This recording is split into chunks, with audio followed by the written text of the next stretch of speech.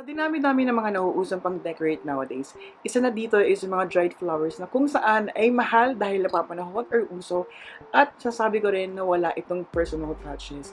It is a kind of thing kasi na pag binili mo sa isang seller, binili mo sa isang store, alam mo na gawa na ito. That's why you need to be so mindful kung saan mo siya ilalagay and also kung saan mo siya i-mix and match.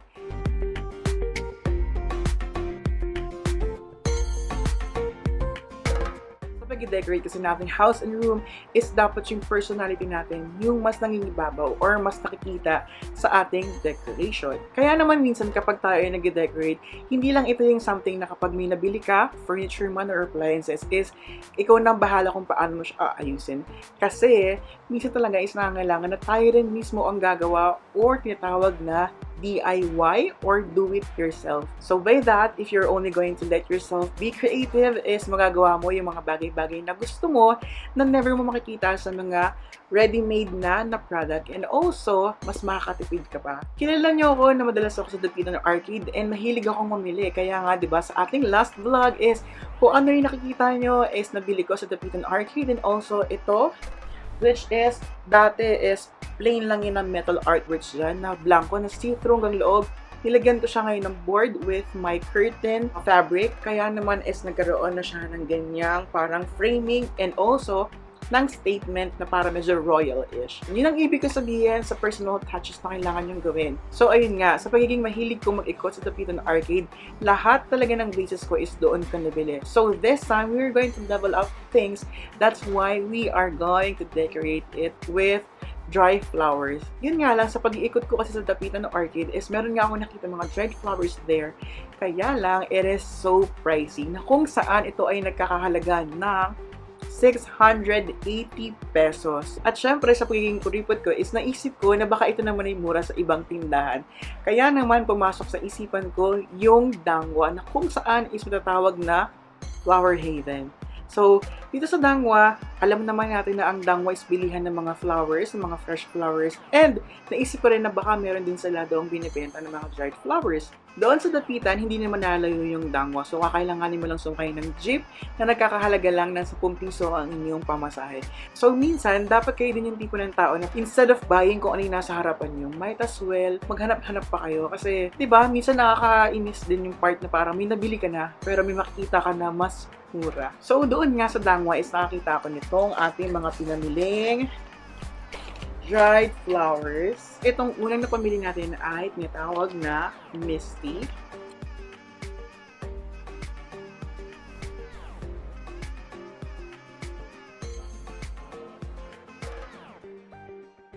Ayan siya, guys. And masasabi nyo, guys, na sa halagang 400 na binibenta nila or kung makakatawad kayo is mabibili siya ng 350, masasabi nyo na this one is sobrang enough na and sobrang dami na. Though merong fallout, hindi naman mawawala yon. So ayan, ganito kadami yung kanyang bundle.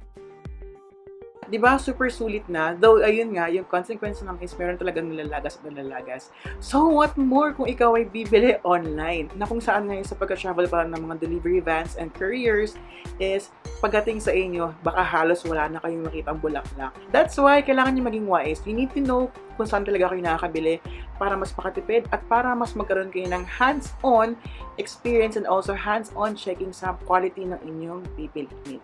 The next flower na ating nabili is yung dried na baby's breath. And this one is dyed. Ito naman is nabili ko na 350 pesos. Hindi ko to natawaran kasi sa ibang store ko to nabili. And masasabi niyo rin guys na marami na siya for this bundle. Kasi pagdating dito, kapag binuhaghag nyo to is magkakaroon talaga to ng certain impact na sa inyong arrangement. Ang baho lang talaga niya. Hindi ko alam. Siguro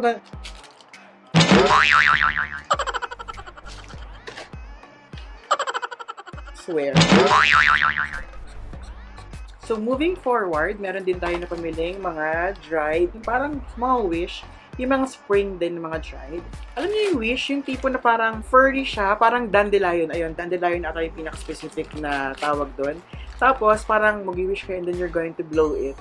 Nung bata ako, yun kasi yung tawag namin. So, hindi ko alam kung talagang yun or para naging terminology lang namin. So, sa ganitong klase, you can actually buy this for 50 pesos at meron siyang 3 strands. So, I bought 2 bundles. And ito naman is 50 pesos din. Hindi ko alam kung anong tawag sa kanya, pero ang ganda kasi ng pagkaka-texture niya, lalo kung naka-decorate na to. Kumbaga, mayroong certain volume, but you can see na manipis lang talaga siya. So, gaya ng sinabi ko kanina, mahilig akong bumili ng mga vases, but hindi ko talaga siya nagagamit as parang flower holder. That's why this time is we are going to revamp this. Ito yung aking nabili sa Dapitan Arcade before. This one is nakakahalaga ng 450. Nabili ko siya ng 400. This one naman kasi is para siyang yung pillar na vase. And itong mga dried na to, hindi ko alam kung nakatawag dito, but it's so nice kasi yung pagka-curly niya. So ito yung ating i-revamp. And we are going to mix my existing decoration sa ating mga napamiling flowers. So the first thing that we're going to do is, of course, kapag natanggal nyo na yung pinaka-rubber band or anything na nag-hold sa bundle, is kakailanganin nyo siya i-separate muna ng paisa-isa. Para alam nyo rin kung gaano kadami yung inyong kakailanganin. Baho talaga yan, guys! Grabe ang baho na talaga, guys. Definitely, sinasabi nila parang amoy bulaklak ng patay. Tibayan nyo lang yung sikmura nyo. Ganun lang yung dapat siyang gawin kasi nakatipid naman talaga kayo. So, kapag ganito mga klase ng dried flowers, you need to be so careful. You need to be so delicate. Kasi kapag medyo abrupt o hindi kayo maingat is pwede talaga mag-fall out yung mga flowers na magkapawala ng saysay. Kasi diba, kaya nyo nga siya binili, it's because of the flower. That's why, kakailangan nyo talagang magdahan-dahan. Pagdating sa mga gantong flowers, meron silang binibenta doon ng mga dry and also, meron din yung ikaw mismo magpapatuyo. So, it's like you are going to experience and also appreciate it ng kung ano yung current situation niya or current itsura niya. Tapos, you're going to appreciate it even more kapag natuyo na sila. Like yung baby's breath, na pwede niyong bilhin talaga doon ng fresh pa. Yun nga lang, hindi siya dyed or wala siyang color. This one yung mga old ko na wine glasses. So, pwede nyo itong gamitin, especially kung maganda yung kanyang color like that. Diba? Super ganda niyang gawing accent na bottle. Before kayo maglagay, you need to measure muna kung kakasya ba sa bottom yung pinaka-haba ng stem. Pero kung kasya naman, okay na. Huwag nyo na i-cut. In my case, sobrang lalim itong base ito. Kaya naman, dito na papasok yung ating mga newspaper. We're going to stuff it.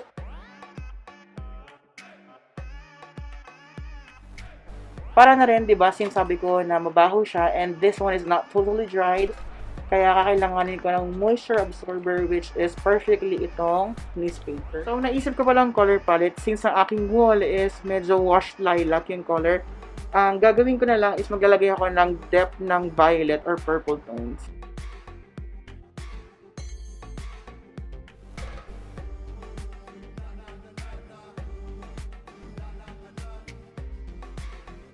So this time, kaya tayo nagpuputol kasi we are working with lower layers. Nasa sa inyo kung paano nyo gusto mag-decorate, pero kasi diba minsan, forget about the rules as long as it's pleasing in your eyes. Kasi kayo naman yung lagi makakita dito.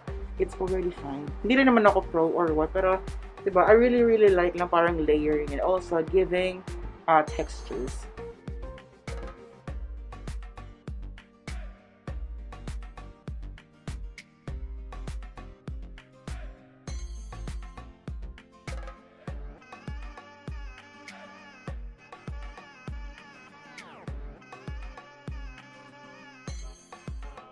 So, para meron siyang parang certain vibe na parang tumubo siya sa wild. Yun lang yung gusto ko kaya nag-add ako ng ganitong klase ng element.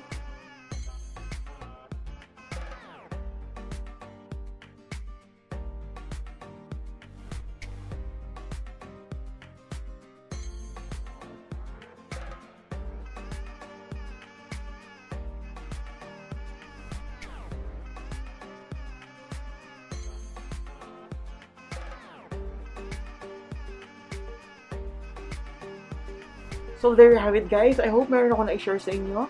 And again, if you will just let yourself be creative, alam na alam niyo sa sarili niyo na makakapag-enjoy na kayo, makakatipid pa kayo. At of course, magkakaroon pa kayo ng inyong personal touch on everything. And regarding pala sa mga loose petals natin kanina, don't worry guys kasi meron pa kayong pwedeng paggamitan nun. You will only need a clear container like this and you can fill that with your loose petals like this. So with this clear glass container of mine is, ayan, This one is Huggies Tito. And ayun, pwede ko siyang gamitin as pang pabigat sa papel, or I can actually display it together with my vases. So thank you guys for watching, and I hope to see you on our next video. Mama!